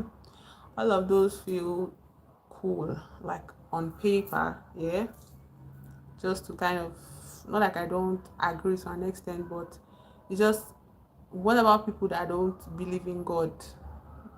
Don't you think they too are capable of being good? And if they don't believe in God, what would they say? Like, what can you imagine they would expect of, like, as a sign of goodness, or define as goodness of a person without the God element? And then what if they don't have a family? Okay, what if it's just them and the world that they live in? Is there no other way of them expressing goodness or being good just in and of themselves, without family and the children aspect? Yeah, that's why I wanted to focus on just the person, not as a man or a husband or a father or a brother or an uncle or a friend, even just as a person just existing in the world. You see that people cannot just be good in and of themselves, existing with the world at large without the connection or the roles they play. Like, can't you be good outside of the roles you play or the roles you have to play in society? As I say, the architecture, the architecture of this whole system is just rotten. It needs to be overhauled. We just need to do something else. This can't work. This won't work. We should not allow it to continue to persist for the next generation. Like, you can't just keep creating harbingers or something that is long gone and dead. The people that started the system no longer exist. There are some good people who don't believe in God. Good. How would you define them without God, like the God factor? The people that created these systems are dead. They are gone. They've benefited from it. They are no longer here. But why? Why did they feel the need to persist, like to maintain the system by indoctrinating their children, indoctrinating the people around them, enforcing um systemic expectations upon people, to continue to maintain this institution? Why did they do that? Okay, this generation worked like this one will not work like this. We need to overhaul the whole thing. And I will keep saying it, there's a way you can, be a questioner of everything without being anti-intellectual and saying nonsense about vaccines and all of that. The reason why vaccines exist is because people questioned the status quo. People demanded that they deserve a, thank you, Tyrus, for the compliment. Like, the reason why vaccines exist in the first place is because people were tired of dying just like that. What do you mean somebody's experiencing diarrhea and they die in 2 days, 3 days? Now, if you're experiencing diarrhea, you take something and that's the end. But in those days, and that is not a factor of vaccine. That's not vaccine. I'm just saying, like, all of those things, yeah. Vaccines, like for polio, for measles, like someone who give birth to a child that you carry for 9 months, that you suffered and all of that, and then the child will just die just because of what? Plain old measles. Why? Doesn't make any sense. And people questioned it, and then they came up with vaccines. We can't be going backward and telling ourselves we are questioning. Not questioning anything. You are going backwards, and the people that are going to suffer from your backwardness are oppressed groups of people, because it's only people that are drunk with power and drunk with so much privilege and opportunities that can decide to experiment with other people's lives, because they know they will always be on the side where it will not really affect them.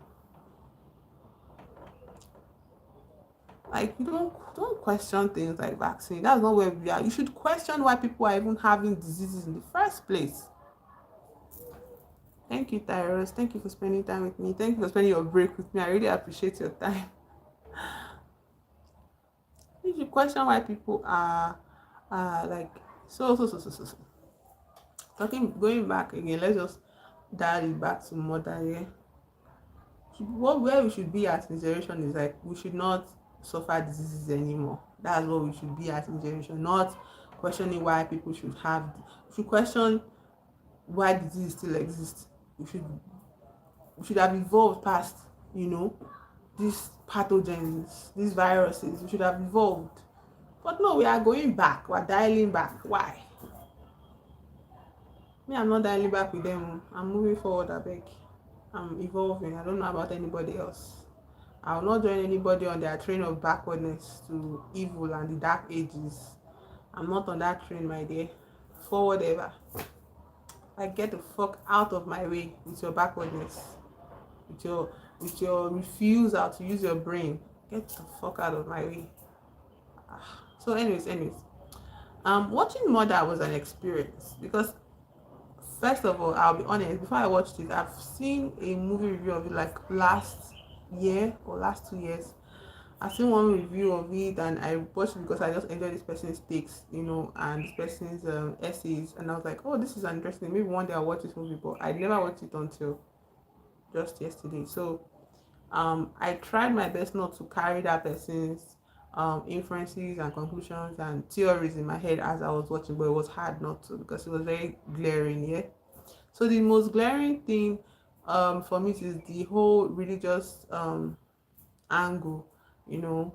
But I don't even remember exactly what this person said about how, the beginning of the movie and how it relates, but it feels like as if I want to just be like, okay, maybe it's the beginning of the world and there's a God and this God decides to create, you know, and this God decides to create. And I don't know, I feel like Jennifer Lawrence as the mother here, she represents Earth in a sense. She represents Earth in a sense, yeah. And it's like, how do how does she represent Earth? She says things like she's she's building the house. You get, she's building the house. She's renovating the house. All he has to do is sit down at his desk and write. He has written before, like, let him write again, but he's experiencing art block. You get, and there's this tension between the both of them, husband and wife, that feels as if he blames her for it, kind of. I don't know why. It just feels as if he feels like he's avoiding her, you know. I think he's avoiding her, like she's a stumbling block to his creative process. He gets. I think she's a stumbling block to his creative process. And I'm like, why though? And we don't have any background information on this too. You get, just that he says, oh, this house was ashes and now she has built it up to this point. And it's like, okay, several times in religious texts here, in the Bible especially, God has destroyed the earth, destroyed it through water, flooding, through fire, I think. And now he's promising fire again when he comes back or whatever. So many times now God has destroyed the earth here, several, like, not several times, but sometimes, yeah. So it feels like that whole destruction is what happens to this house. And instead of like just buying a new house, yeah, they're renovating it. And he's like, I love you. Every little thing you say, I love you. But it just rings so hollow. You know? He just look at her and she'll be filled with so much like stress. You can see the tension in her face, you can see the uncertainty of not knowing where she ever stands with this man. And he'll be like, I love you, you're beautiful. But like, even he doesn't believe what he's saying, and she's having a hard time, bearing it. But she's just like, oh, let me just keep going. And she's working on the house one day, and then a random man comes into the house. This man is old, and he claims to be his title in the subtitle is written as zealot. So he's a zealot. And he comes to the house and they don't know him from anywhere. So the man is like, the husband is like, hello, and he's welcoming, and the woman is very apprehensive. The wife is apprehensive. She's like, this is not a bed and breakfast. This is not an Airbnb, okay? So this is a private residence. And it's like, oh, I'm coming from far. They told me that it's here. I don't know if I can stay with you. And the man's like, no, stay, come with us, come in. So he goes in, and before you know, he wants to smoke, and she's like, no, we don't smoke in the house. And it seems like he's offended by it. But he listens to her. It's just the first time he's meeting her now, so he can't really act up. But the man, if the husband acts so like so generous, so welcoming, it's just overdoing everything, and there's this apprehension clearly written in on her face, like she doesn't want this man in her house. You get, and that's like the theme of this whole story, where the man acts like, no, everybody's welcome, everybody's welcome, and it's like, um this woman is like, welcome to where? And I kept on feeling so much sympathy for her, because like she's the one that tasked herself with building this house, like renovating this house from the ground up. She's the one that worries about repairs that she's made on this house. She's the one that worries about just the care and the fact that the house is still standing, while this person that has not lifted a finger to do anything just spends all his time welcoming more strangers into their house, making her feel like she's the bad cop, he's the good cop, you know. And in the first half of the movie, when I'm watching it, I feel so stressed for her. I just feel like everybody just intruding in her space, everybody just making life hard for her. Hello, Akama, welcome to the chat. Everybody just making life hard for her, And I'm like, these people have to get the hell out of her house, but she can't say anything. She tries to get his attention. It's like, I love you. Oh, thank you, Akama. I hope you have a wonderful weekend as well. Happy Sunday to you. Like I love you, I care about you. And she's like, please just tell people to leave my house. All is well, my dear. I'm narrating a movie that I watched. It's a horror movie. Hope all is well in your end as well. Like, tell these people to leave my house, and he's like refusing and all of that. And then this man, thank you. I also love my glasses. This man invites this old man, and the old man calls his wife, and they have two sons. And there's something about how maybe both of them love one son than the other. And then eventually these two sons come along, and we find out that this old man is dying, and he left all of his will in favor of the son that they love, and the one that they don't love is angry about it, and he starts to beat up his brother that everybody loves. And he fighting to the extent where this mother, she's the wife, she's like, stop it, stop it, stop it. And she's horrified. She doesn't know these people from anywhere. She just barged into her home. And why does she have to cater to loud voices and screaming in her home and violence and all of that? But these two men fight, and the son that is not loved kills his brother on her room, like in her house. And she's like horrified, obviously, because they've been living in quiet solitude and tranquility for a while. Where did all this madness come from? Just from one person being invited in.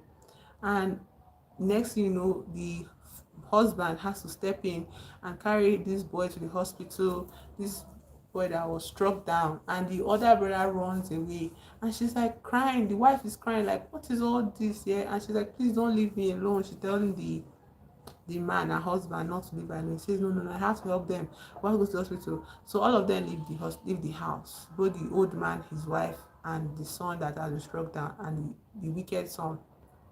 And they run away from the house. And they go to the hospital. The wicked son runs away. And I'm looking at it at some point here. I have to say it now. Like, I feel like there was no one inclination in this mother to or wife to leave the house. Just step out of the house, go for a walk. No, it felt as if she was rooted in the house, like she couldn't leave. Even though the doors, is wide open, there's so much natural space around her, surrounding field around them.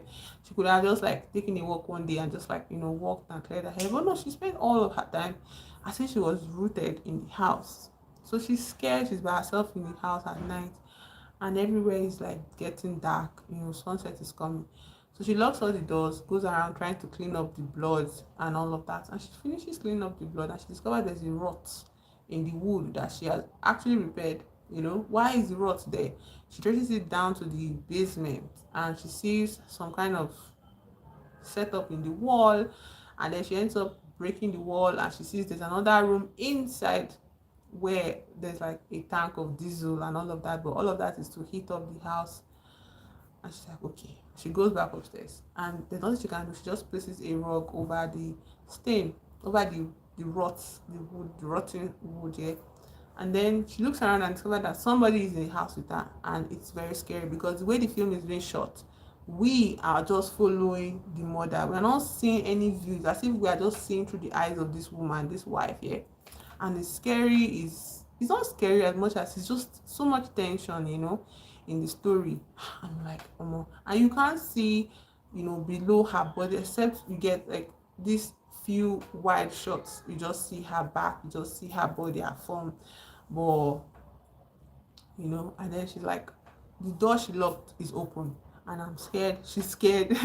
And she looks around, and then out of nowhere she just sees the son that killed his brother, and she's like, what are you doing here? And he's like, oh, like, he just said something where he said they left you alone all in this house, and he smirked and he left.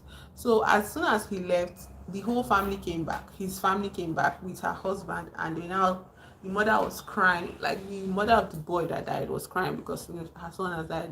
The old man was distraught, whatever.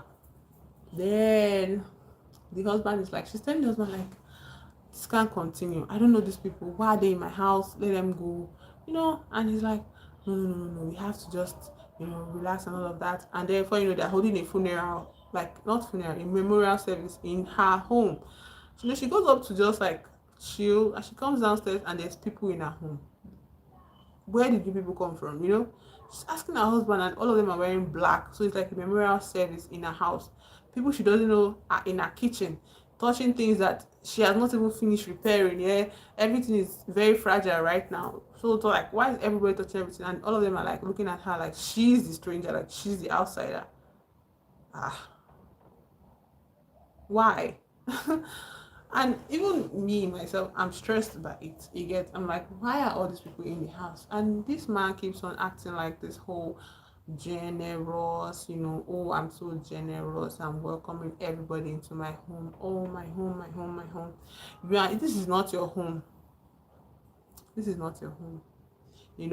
And I just keep on being reminded, like, how he welcomes a stranger into his house. The first time he welcomes that old man to his house, he tells her to make a drink for them. And I'm like, he's your guest. Go make a drink for him. Go get the linens from the basement and make his bed for him. Like, pick up after him. She doesn't have to entertain your guest. And I feel like that is part of what the institution of marriage also enforces upon people, upon women, that, oh, you should go do this for people because you are the wife. It's so stupid. It's so sick. It doesn't make any sense. That's how it is an expected role. It's not something that is natural. Like, if you are living with your friend in a house and the friend has a visitor, you don't know this friend from anywhere. Won't you just stay in your corner of the house? You stay in your room. If they don't invite you to, what is your business? The friend only the friend with the guest is obligated to treat their guests, to take care of their guests, to host the guests. Why should I be the one taking care of your guests? But then when it is in marriage, one person's guest is our guest. That doesn't make any sense. It's not logical at all. The mess that his wife lives around, the old man's wife lives around, she feels this burden, this expectation to clean up after her. She's not the one that invited this woman to her house. Why? Like, I just had a real big thing about it, like the whole cleanup after them, making them stay away from delicate places, like delicate items. Like, now this husband, he had this diamond in his study, and it was this precious thing, and he showed this old man, and this old man went to show his wife, and this wife touched it until it broke to pieces, and he was now angry. The husband was angry at everybody, and he boarded up the room. Hello, Darius. Welcome to the chat. This is Nigeria. My name is King. Welcome to the chat. Like, this old man, like, the husband now became angry with her. And I'm like, why are you angry at your wife? She's not the one that caused you to lose your precious diamond. If you know you had precious items in the house, why would you invite strangers and tell them they are welcome to stay for as long as they wanted to?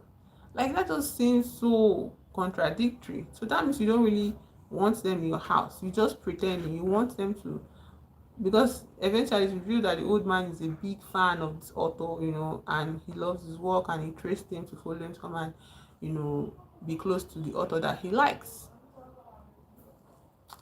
And so it's like, take care of your guests. At some point I was like, she should just lock herself in the room and not come out until he's done with his madness. And I feel like, because she kept on trying to protect her home, the work she has done on the house, all the things she has built so far with the house, I feel like her resistance to their presence and her angry feelings about it made her, what to say, kind of made those people act out even more. Because at some point there's this sink that she has not stabilized in the kitchen, and these guests from the memorial, they come, they saw chair everywhere, they did not sit on chair, they just sat on the sink directly, and she's like, that sink is not reinforced, it's going to break, calm down. And they come down from the sink, and they get down from the sink, and then when she turns her back, they climb it back again. And she turns again, I said, get down from the sink. And she's so polite, so gentle, and so, like, not aggressive at all. But they don't take her serious because of that, I think. And then eventually the sink breaks, the pipes burst, and she has to clean up after them. She has to run upstairs, close off the main water supply, and then she screams. When she comes downstairs, she screams at everybody to leave the house, and they're all like angry at her, like it's her fault, like she's the one being wrong here. And like, and the man says nothing in opposition to it. He just acts like, no, you just have to be generous, you just have to be welcoming, it's them, it's them, it's them. Says, it's them, it's them, you have to be generous, you have to be patient. And she's like, I don't have to do anything. These people are invading our space, my space. Can't we just be alone in this house? And it's like, he starts to get angry at her, and she's angry at him as well. They're arguing, and he's like, you don't even know what it means, to have a child. Like, they keep on emphasizing to her that she doesn't know what it means to be a mother. She doesn't know what it means to lose a child. She doesn't even have a child. Why would she be, trying to empathize with someone that lost a child? The man now starts to blame her that, oh, she's not like, is it my fault that I don't have a child? You don't want to have children, you not even related with me or touched me or anything. And then whatever happens, and the next morning she wakes up and she says she's pregnant, and the man is so ecstatic. He gets caught up in a frenzy of inspiration. He runs, he picks up his typewriter, his pen, his paper, starts to write and write and write. I don't know, it feels as if the writing is kind of like, I don't know, like by the end of the movie here, what I get from it is that this man, this creator, he makes his best work out of what, torturing this woman that he has picked to love him. Yeah. And she says it to him that you don't love me, you just love the idea of me loving you. Yeah. And it is true, because at the end of the day she dies, and he digs his hand in her chest and plucks out her heart, and inside of her heart he pries it open, and there's a diamond there, just exactly like the one that was broken in the beginning. And this diamond is forged through fire, you get. And it's like, that is exactly what he does. There is no meaning to him except this desire to create. It doesn't matter how wrong everything goes, it doesn't matter how much lives are lost, how much sorrow he causes people around him. All he cares about is this diamond. And he says that nothing will ever be enough. I just have to, that's why I create. Yet, like, he has this insatiable desire to create. And I think it's kind of interesting for me, because for him to get that beautiful piece of diamond out of somebody's destruction, yeah, somebody that he claimed to love, this destruction, her destruction, I feel like that's the entire purpose of marriage. Yeah. Marriage is meant to rip women to pieces, or to not just women, because other people get married, other kinds of couples get married here, but it's meant to rip one person to shreds and then pull out the best part of that person, for the other person gets to pull out the best part of that person, yeah, even if it causes their mutual destruction, yeah. One person is supposed to like feast on another person's life's blood, basically. You get, I feel like that's the old architectural design, the blueprint of marriage. To me, I feel like that's what marriage is. It's just one person feasting on the other person, and that person that is being feasted upon is the person that loves the most, you know quote unquote love. And it's like, what do we mean by love? Is that really love? To allow yourself to be drained of everything good about you, you know is that the idea of love? I don't buy it. Anyways, maybe I'll talk about the story again another time, but I've come to the end of this chat, of this stream, and I'm so happy I was able to get through it without issue. So thank you so much for checking me out, my channel out. Thank you for showing up. Yeah. So I will see you in the next stream tomorrow, where we do mathematics and continue our story about Amir's redemption arc. Okay? So, bye bye. Bye bye. Subscribe, subscribe, subscribe, subscribe.